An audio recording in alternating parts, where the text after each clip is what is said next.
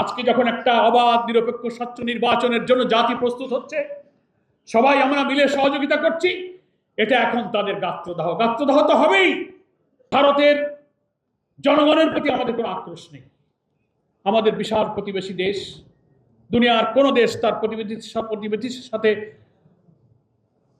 নিষ্প্রয়োজন কোনো শত্রুতা রক্ষা করা, কোনো শত্রুতা নিয়ে চলা। তবে ভারতের যারা সরকার,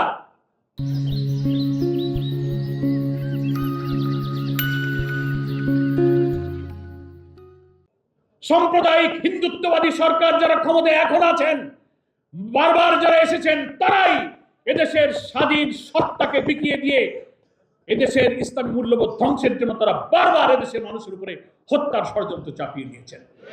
আপনারা বর্ডার কিলিং করেছেন, আমাদের পানি সমস্যা, আমাদের নদীর সমস্যা, আপনারা ফেলানির মতো কাঁটাতারে ঝুলিয়ে রেখে দেশের মানুষকে হত্যা করা, আমাদের ট্রানজিট, আমাদের ট্রেড ব্যালেন্স সবকিছুকে পরিকল্পিতভাবে আপনারা ধ্বংস করেছেন।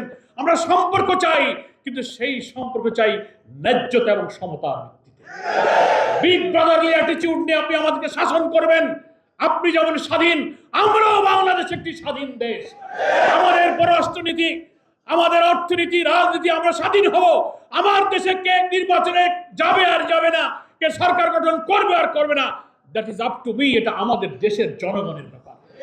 আপনি ওখান থেকে এসে পররাষ্ট্র প্রতিমন্ত্রী, পররাষ্ট্র সচিব, এক এক সময় এক এক গোয়েন্দা এসে সফর করে বলবেন যে আপনারা নির্বাচনে যান, তা না হলে কিন্তু মৌলবাদরা ক্ষমতায় চলে যাবে।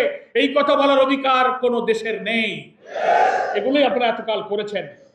আজকে যখন একটা অবাধ নিরপেক্ষ স্বচ্ছ নির্বাচনের জন্য জাতি প্রস্তুত হচ্ছে, সবাই আমরা মিলে সহযোগিতা করছি, এটা এখন তাদের গাত্রদাহ তো হবেই।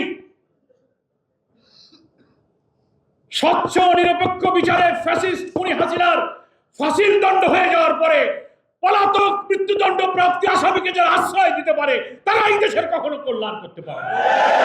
আন্তর্জাতিকভাবে ইন্টারপোলের রেড অ্যালার্ট জারি করা হয়েছে, সব আসামিরা আপনার দিল্লি, কলকাতায় ঘুরে বেড়াচ্ছে।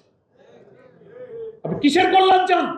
আপনি যদি কোনো আন্তর্জাতিক কোনো কনভেনশন, জেনেভা কনভেনশন, আন্তর্জাতিক আইন, সবকিছু জাতিসংঘ সনদের প্রতি শ্রদ্ধা থাকে, এই দেশের সহস্রাধিক মানুষকে যারা হত্যা করেছে, 40,000 লোককে যারা ক্ষতবিক্ষত করেছে, সেই চিহ্নিত প্রমাণিত আদালতের সেই অপরাধী ফাঁসির আসামিকে আপনি জাতির সামনে সুপর্দ করেন, আইনে সুপর্দ করে প্রমাণ করেন যে আপনি আন্তর্জাতিক আইন মানেন।